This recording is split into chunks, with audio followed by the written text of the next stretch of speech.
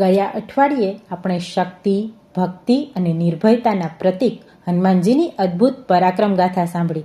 ચાલો આજે એક એવી પવિત્ર અને હૃદયસ્પર્શી વાર્તા તરફ આગળ જઈએ જ્યાં ભાઈ બહેનના પ્રેમ અને લાગણીની સુંદર ઝલક જોવા મળે છે. યમરાજ અને યમુનાજીની વાર્તા. સૂર્યદેવ અને સંજ્ઞાદેવીના બે સંતાનો હતા, યમરાજ અને યમુનાજી. બંને ભાઈ બહેન એકબીજાને ખૂબ પ્રેમ કરતા હતા. સમય જતાં યમરાજને તેમના કર્મ મુજબ મૃત્યુના દેવતા તરીકે નિયુક્ત કરવામાં આવ્યા.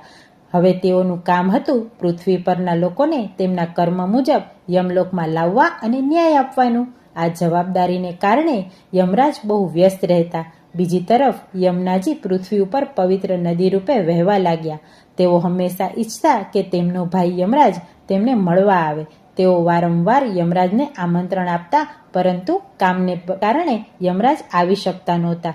એક દિવસ યમુનાજીએ દિલથી પ્રાર્થના કરી, હે ભાઈ, તમે મારા ઘરે આવો, હું તમને પ્રેમથી ભોજન કરાવું. આ વખતે યમરાજે તેમની બહેનની લાગણીને માન આપી યમુનાજીના ઘરે આવ્યા.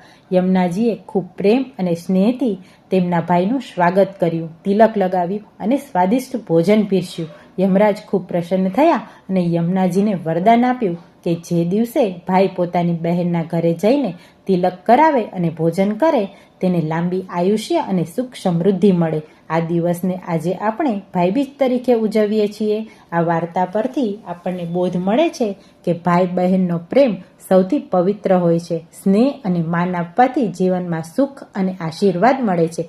આ વાર્તા આપણે અહીં પૂર્ણ કરીએ છીએ. આવી જ એક નવી સંસ્કાર વાર્તા સાથે ફરી મળીશું આવતા અઠવાડિયે. કેશવ ગર્ભ સંસ્કાર સાથે જોડાયેલા રહેવા માટે ચેનલને સબસ્ક્રાઈબ કરો. જો આપને વાર્તા ગમી હોય તો લાઈક જરૂર કરો અને અન્ય માતાઓ સાથે શેર કરો. અને હા, આપ આપના બાળકને કયા સંસ્કાર આપવા માંગો છો, કોમેન્ટમાં જરૂર જણાવો.